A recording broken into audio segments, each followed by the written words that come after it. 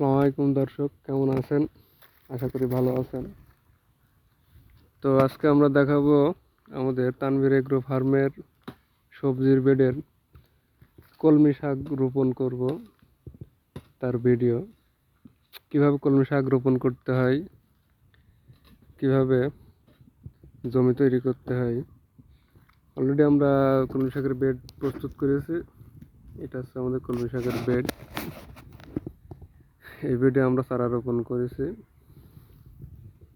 প্রত্যেকটা আমরা লাইনগতভাবে বীজ বপন করেছি এবং রোপণ করার পরে আমরা এগুলো সেচ দিয়ে দেব। সেচ দিয়ে পরবর্তীতে আমরা আবার ভিডিও দেব। আমরা যেটা করেছি, বিজয় সিডের বীজ নিয়েছি। বিজয় সিডের বীজ, ঘিমা কলমি সুপার গ্রিন, এক একটা আমরা দূরত্ব দিয়েছি। মোটামুটি আমরা 3 লাইন করেছি এখানে, 1 2 3 এভাবে 3 লাইন আমরা দড়ি টাঙিয়ে সুন্দর করে লাইনটা করেছি। এই বেডে আমরা পরবর্তীতে সেচ দিয়ে দেব।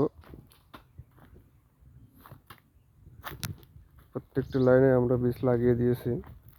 যেখানে এই যে এগুলো পানি দিয়ে দেওয়া হয়েছে হালকা পাতলা প্রথম অবস্থায়, আমরা পরবর্তীতে সেচ দিয়ে দেব।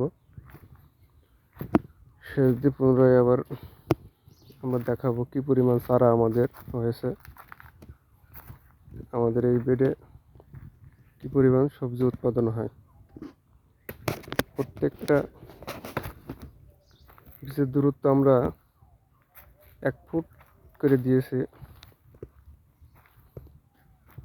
এভাবে আমরা প্রত্যেকটা বেডের সবজি রোপণ করব এবং পরবর্তীতে আমরা কতটুকু আগাইছে আমরা দেখাবো। ধন্যবাদ।